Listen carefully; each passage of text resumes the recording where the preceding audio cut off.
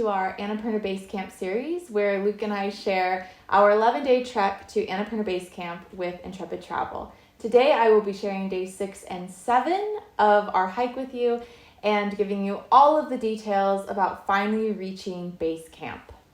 On day 6, we woke up bright and early in Dobon to views of Fishtail. It was so spectacular, and after the few days of rain that we had previous, it was the perfect way to hit the trail. The porters were out brushing their teeth in the courtyard, eagerly pointing to the mountain. Luke and I were throwing on our clothes and tossing things in our bags so we could hit the trail bright and early because we were so eager to get up the mountain, having seen the views from below. So from Dobon, we hiked to Himalaya, which was about an hour and a half away, and we stopped for our tea break there. At Himalaya, we found a tea house that had a real espresso machine, and I kind of broke our no coffee rule and went ahead and had an iced Americano.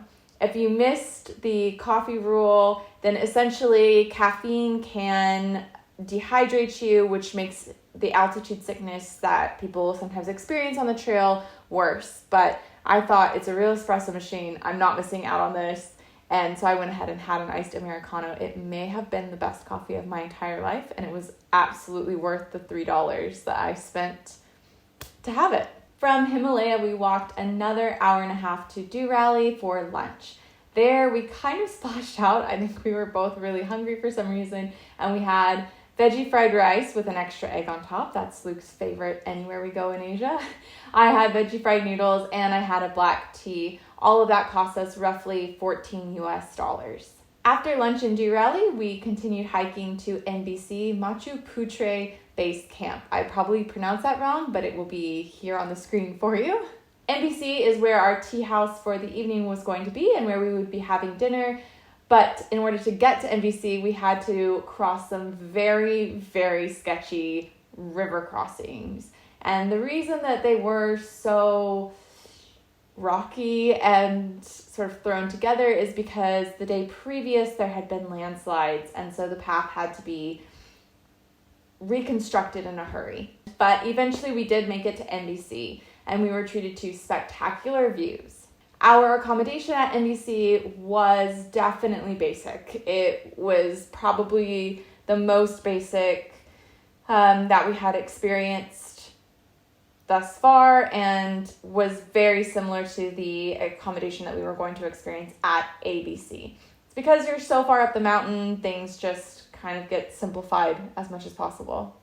Day 7 was the big one. After making it to NBC the day before and having a lovely dinner there, playing some card games, and going over our map briefing, the next morning we woke up to clear blue skies with views of the Annapurna Range and Fishtail, making the whole trek just feel...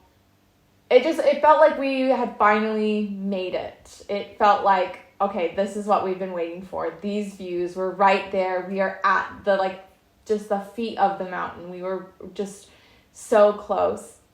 So we had our breakfast at NBC with views of the Annapurna Range and Fishtail. We were all super excited. And then we slowly made our way up to ABC. Day 7, we are heading to the ABC. Finally to ABC. Yeah, Annapurna Base Camp, finally. Now we had clear views of the Annapurna Range the entire way up until about, I don't even know, 800 meters, so half a mile away from the sign. All of a sudden, clouds and thick fog set in, and we reached the sign and had zero visibility. I think Luke and I even took a selfie in front of the Annapurna Base Camp sign, and there was just the sign, but just fog behind us, clouds behind us. There's zero visibility. We made it! Woo! Well done, everyone! From there, we all were still just had this adrenaline high for finally making it to ABC. We checked into our ABC tea house, and within about 20 minutes of all of us having a celebratory hot chocolate and playing like a few rounds of Uno, talking about like the highlights of the journey that far. The clouds just parted. We got blue skies, and all of a sudden it was clear again. We had gorgeous, gorgeous views of the Annapurna Range. We had beautiful clear views of Fishtail. And I will admit, I got a bit teary because we had been hiking for 7 days. Some days in extreme heat, some days in extreme rain, through jungle leeches, through shady river crossings, and we finally made it.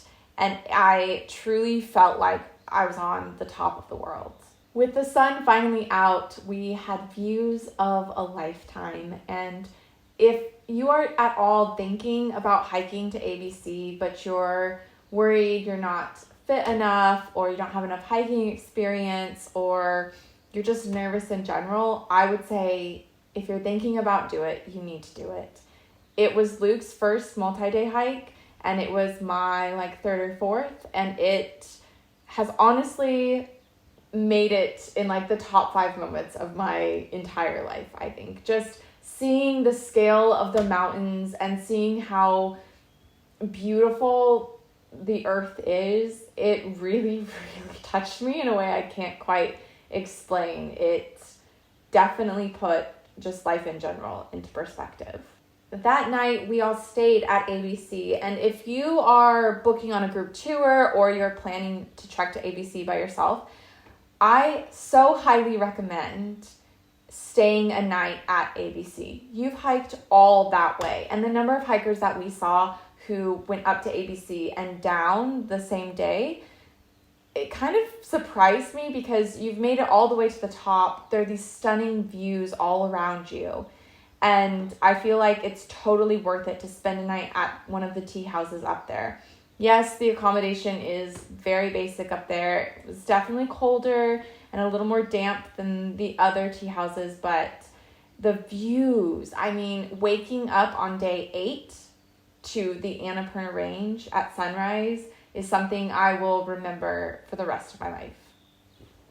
And that's where I'll leave you for now. Next week's video is all about our descent, and it will be my final video in this series. Make sure you're subscribed, hit that like button, and I will see you then.